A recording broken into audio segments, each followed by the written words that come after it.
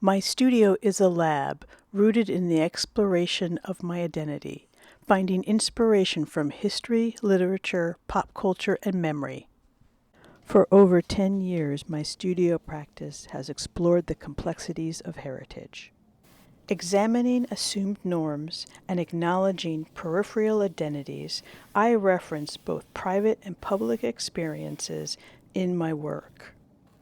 As a child of an Afro-Caribbean mother and a white American father, my identity at times falls into ambiguity.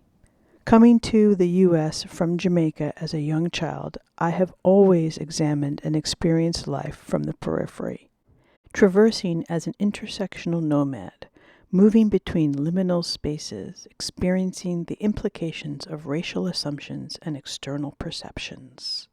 Whether I was aware of it or not, otherness has been the center of my consciousness. My early ideals of beauty were shaped by paintings through art history, television, and photographs in magazines. Approaching my practice much like a visual anthropologist, I examine the cultural history of female exposé, presentation, and mutation.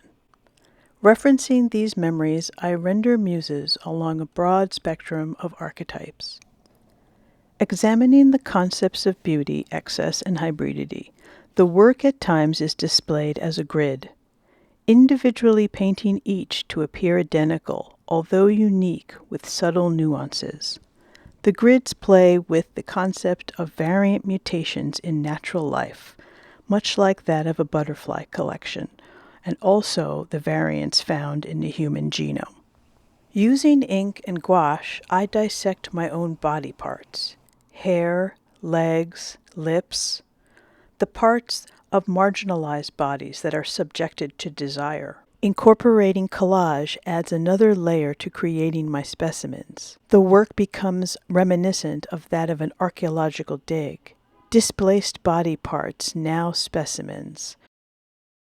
The work featured in the 2018 group exhibition Mirror Mirror at Paul Robeson Gallery featured some of my work from the Strange Fruit series. The work alludes to contemporary, mythical, and historic muses, and some even reference myself. All are a culmination of figures that ultimately question the standards of beauty and identity. In addition to the Strange Fruit series, which explores an external persona, the series Invisible Visibility dives into an internal persona. The work in Invisible Visibility turns to my experiences with cultural ambiguity, invisible blackness, passing, and double consciousness. The drawings are presented in a grid that reminds us of yearbook photos, as well as specimens, consciously creating hairdos from my personal history and found in popular culture to create a sense of familiarity and humor.